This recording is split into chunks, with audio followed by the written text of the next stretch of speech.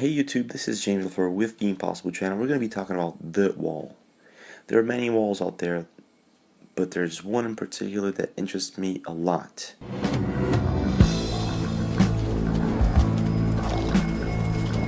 Welcome.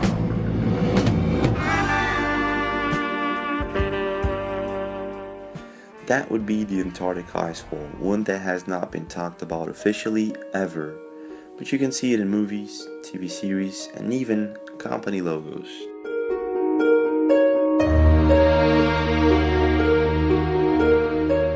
The Illuminati and the Freemasons talk about an architect and even depicted many paintings and such, a flat world built with columns that hold it all together.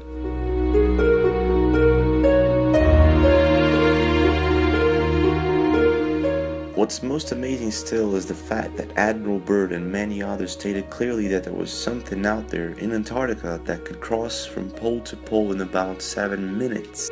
And the intelligence reports indicated that one known as Admiral Byrd was to be recommissioned, and he was to be sent in there to retrieve the two saucers and also the technology and personnel associated with it. What could that be? Pink Floyd and many other bands have tried to warn us about this wall that supposedly separates our district from others. We will show you a very curious map that depicts the separation, and probably the wall itself. Map drawn by cartoonist Vince White shows clearly two different worlds separated by a ring of ice, or a wall of ice. Other maps, such as the one Observer sent us, shows us two entrances to small districts other than ours that could actually be the stairway to one another. I think this is a song of hope.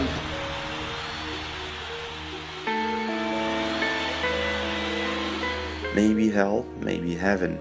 Now the most interesting part is that the name of the operation chosen to identify this wall was Operation High Jump, and I'm pretty sure you've heard about it many times. The name Operation High Jump was given exactly because all they had to do was jump over a humongous wall, one that no man had ever jumped before, not that we know of. But as we all know the results, operation failed within 2 months and they came running back with tales of the sea. At first, Admiral Byrd was not taken so seriously by the media and such, and by what I understand, after other operations he was locked away. He spoke too much of the subject and was considered dangerous to the continuing operations and recon missions. But strangely enough, there is left in the world today an area as big as the United States that's never been seen by a human being. And that's beyond the pole, on the other side of the South Pole, from Middle America. And I think it's quite astonishing that there should be an area as big as that unexplored. Let's freeze a little bit here and try and understand the implications of all of this. Having a wall that separates us would implicate we would need an agency that controls who gets in and out. Also, one of these agencies would have to control what the people know of this wall, like NASA and TJPIX. So does this ring a bell? NSA, CIA, NASA. Well, let's continue. Last but not least, we would need a reason for all of this to exist. The wall, districts, and then I jump over to the Bible and remember one of the most told stories ever, one which you probably know of, Adam and Eve. So if Adam and Eve were expelled from paradise, where did they actually end up going to?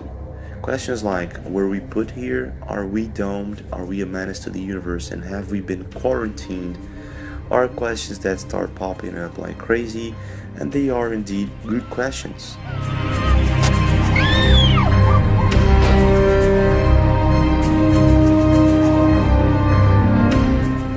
At the same time, this is all just a theory, but one that has many background versions to it.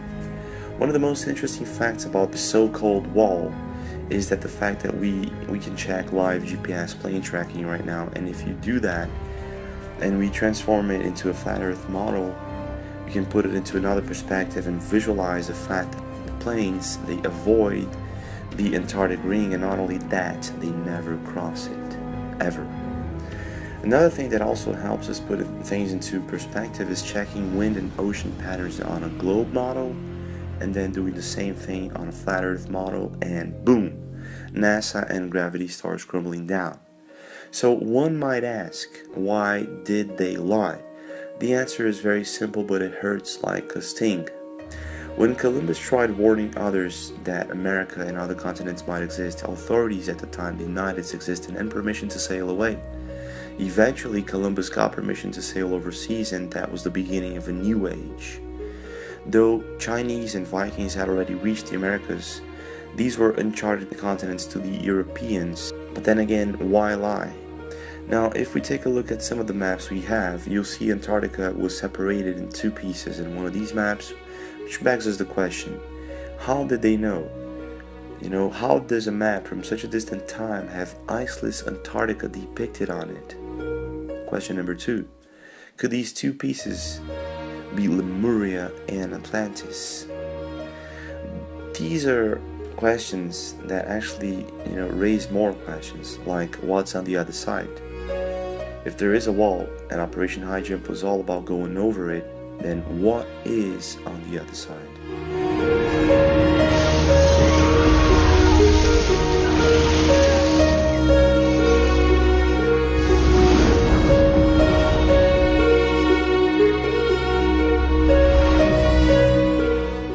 Maybe dinosaurs, maybe humanoids. Who knows? But many theorize that an entire civilization could be on the other side somehow, waiting for us to find them. I brought them over from Grand Central Terminal. Why you put them rats in my locker? I thought it was a thing of respect.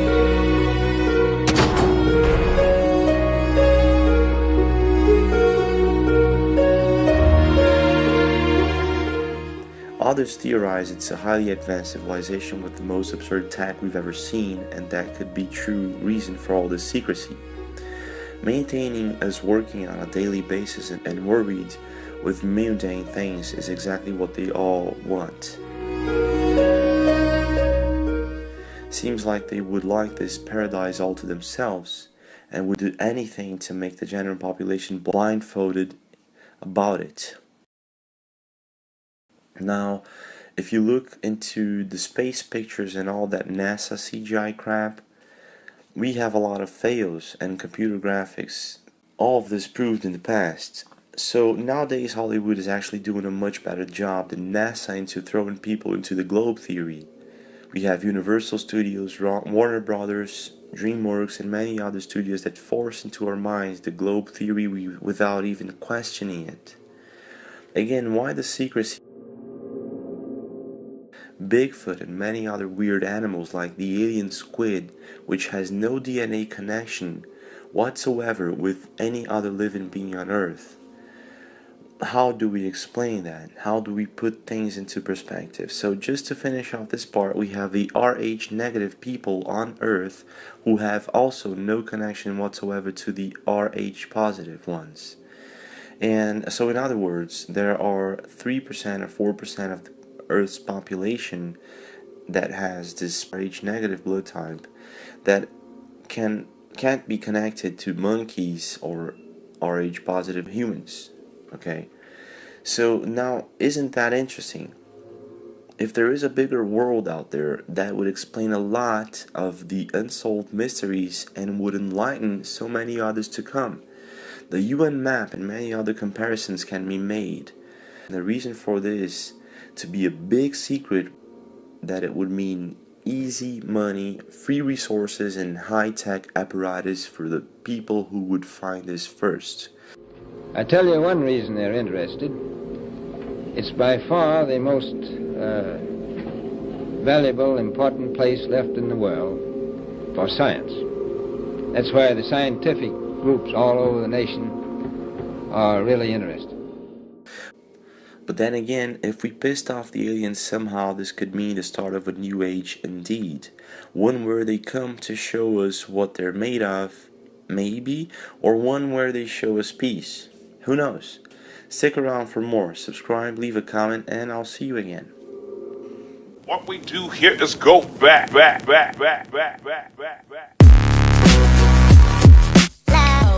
Every Monday, Wednesday, and Friday. A presentation of the Longines Whitnall Watch Company, maker of Longines, the world's most honored watch, and Whitnor, distinguished companion to the world-honored Longines. Good evening, this is Frank Knight. May I introduce our co-editors for this edition of the Longines Chronoscope? Larry Lasser, CBS News correspondent, and Kenneth Crawford, National Affairs Editor of Newsweek magazine. Our very distinguished guest for this evening is Admiral Richard E. Byrd. The North Pole used to be a no-man's land, but these are the days when, by buying a ticket on a commercial airliner, you can fly across the North Pole and drink a cocktail at the same time. You know, only 60 or more years ago, about 35 years ago, our guest tonight found out whether there was any land north of the North American continent. He made that first discovery flight, and I must say that Admiral Byrd, our guest tonight, is not only our greatest living explorer, but he's been an inspiration to countless Americans. Admiral Byrd, you've been to both the North Pole and the South Pole. Is there any unexplored land left on this earth that might appeal to adventurous young Americans? Yes, there is. And not up around the North Pole, because it's getting crowded up there now, because they find out it's really usable, not only to live in, but militarily. But strangely enough, there's left in the world today an area as big as the United States that's never been seen by a human being. And that's beyond the pole on the other side of the South Pole from Middle America. And I think it's quite astonishing that there should be an area as big as that unexplored. That's a tremendous So challenge. there's a lot of adventure left down at the bottom of the world. Well, Admiral, do you hope to see that? I do. Well, Admiral, Yeah. would you say that since you've been to both the extremities of Earth, are these expeditions to far-off places, are they getting easier because of modern techniques, or is danger still close at hand? Well, it's a little risky, but nothing like it used to be with the old slow planes and the small cruising radius where we had to put down bases. We replaced the dog teams, and of course that was a big improvement. But now the planes go much faster and they are safer, and they have a much bigger cruising radius. You haven't got the danger of a terribly heavy load. Admiral, an expedition to which I believe you're the advisor is now en route. What is that expedition doing? Well, that's the icebreaker Atka, and it's a reconnaissance expedition. It's going down to the South Pole area to make certain observations and to look for some bases. They will be back in April, and they will report back, and upon the information we get from that undertaking, we will base the bigger expedition that's to follow. Is that very definitely planned, or is that... That is being planned right now. So I'm willing to say to you that there will be a number of expeditions that will follow, I think, year after year, at the bottom of the world, because the government has really become interested. Well, Admiral Byrd, I can understand, I think everybody can, the interest in the North Pole because it's so near our greatest challenger, Soviet Russia. But why this interest in the bottom of the world? Nobody living down there, is there? No, it's pretty cold. There's only one permanent resident, that's the emperor penguin. The little ones live further north. I tell you one reason they're interested. It's by far the most valuable, important place left in the world for science. That's why the scientific groups all over the nation are really interested. But more important than that, it has to do with the future of the nation, those to come after us, or even during your lifetime, because it happens to be an untouched reservoir of natural resources. And you know, as the world shrinks with an ever-increasing acceleration, far-flung places once useless, like we thought the North Pole was, and no man's land, become very useful. The bottom of the world will be important, not only to us, but to our allies. I was going to ask you, does it have military importance? It has some, and as the world shrinks, it will continue to shrink with an ever-increasing acceleration, thus bringing these places closer. And in the future, I can see a time when it will be very, very important strategically. Well, has the development of air power increased the strategic importance of places like the oh, very much Parma so. Peninsula, we'll say? Very much so. Even now, if anything happened and we lost the Panama Canal. We would have to control the islands just north of Antarctica, which are part of Antarctica. Then between there and Cape Horn. I've heard it said that there are 7 continents in the world, and one of them has never been seen by a woman, and that's Antarctica. Is that actually true? Well, if the powerful nation is an island, as far as I know, that's true. No woman's ever stepped foot upon the Antarctic continent, and it's the most peaceful place in the world. Well, I'm sure that won't last very long. I understand now that you're working with the Arnold Bread Company in charge of frozen foods. Now, is there any future for frozen foods down these frozen extremities? Well, I think the human race can be helped by that. This was thought out by Dean Arnold, who's, in my opinion, a great humanitarian. He learned that we went down there after 4 or 5 years and finished a meal that we had left there on the table when we had evacuated Little America. Everything was perfect, including the bread. So he got the idea of this frozen bread, and already he sent some to Europe, and it worked very well over there for some of the starving people. So you can store it down in the Antarctic, and against the lean years, and you wouldn't have any people in the world really starving if you did that. Yes, in the event of an atomic war. You stay there forever. Admiral, you speak of the resources of Antarctica. What are they? What are the natural resources there? Well, we've found enough of coal within 180 miles of the South Pole in a great ridge of mountains that's not covered with snow, enough to supply the whole world for quite a while. Well, that's the coal. Now, there's evidence of many other minerals. We are pretty sure there's oil. Now, that coal shows the bottom of the world. Now, by far the coldest spot in the world. Where that coal is gets 100 below zero in the winter. Well, it was once tropical. So we think there's oil there, and there's evidence, probably uranium there. Is it any secret? Is there uranium there? That would be the only thing that would be practical to actually go after, I suppose. Everything else would be economically unfeasible, wouldn't it? Well, as we recklessly expend our resources, the time will come when we'll have to go after that stuff down there. Well, you know, I avoided what you said about uranium. I'm not sure about that. I don't want to have the world fight over the Antarctic. And Robert, is there a competition among other nations to try to get information about Antarctica and possibly to secure some of these resources? Well, yes. There are now 7 nations very much interested. Russia is interested tremendously. That I'm sure of. Australia has an expedition down there. The Argentine, the Chile, New Zealand, Britain, and so on. Now, you can understand those people down there being interested because they live down there, the New Zealanders, the Argentinians, the Chileans, and Australians.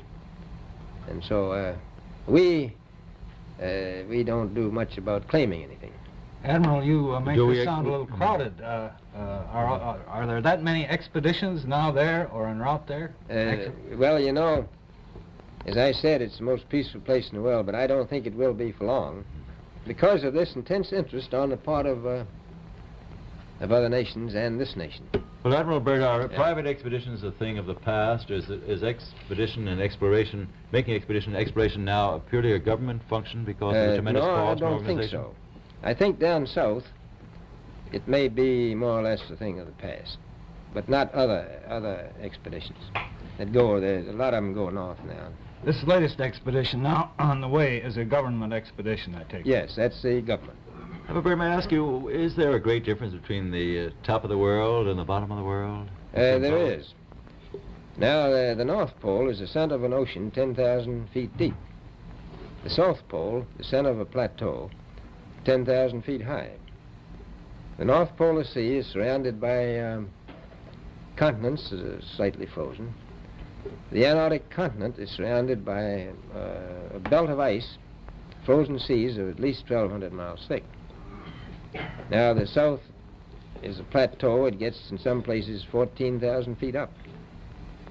I've been over areas about 13,000, and it's a little bit chilly up there.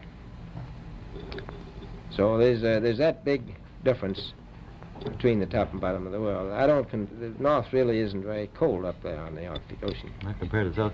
Admiral Byrd, we often hear it said that our young Americans now aren't as hardy as their forefathers. Do you think that Americans do measure up to the standards, the physical standards and morale standards of the past? I do.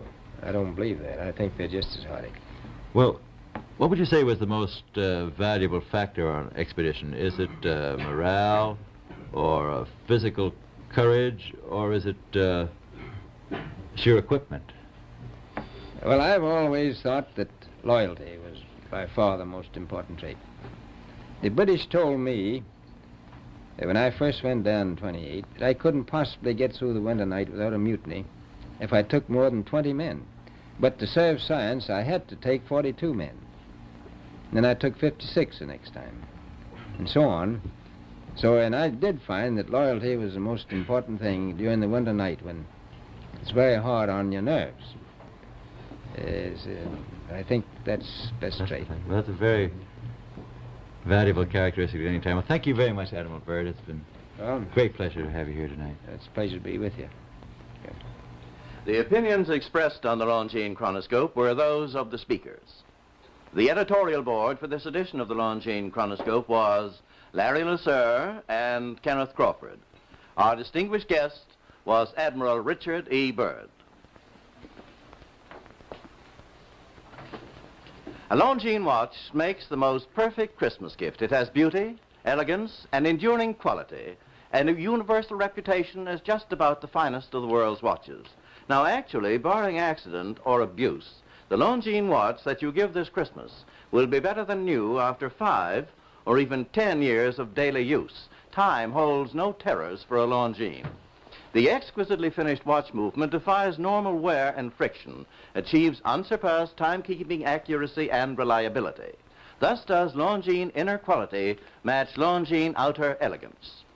Among the finest watches of the world, only Longines watches have won 10 World's Fair grand prizes, 28 gold medals, highest honors for accuracy in fields of precise timing. Cased in precious metals, styled in the best of good taste, a Longines watch is a joy to own, an enduring symbol of your affection, the perfect Christmas gift.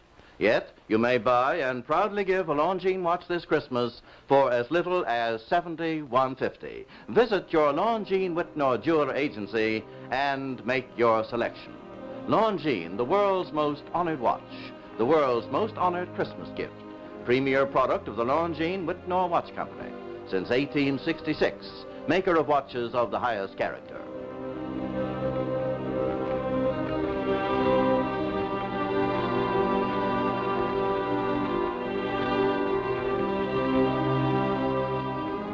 We invite you to join us every Monday, Wednesday, and Friday evening at this same time for the Longines Chronoscope, a television journal of the important issues of the hour, broadcast on behalf of Longines, the world's most honored watch, and Whitnor, distinguished companion to the world-honored Longines.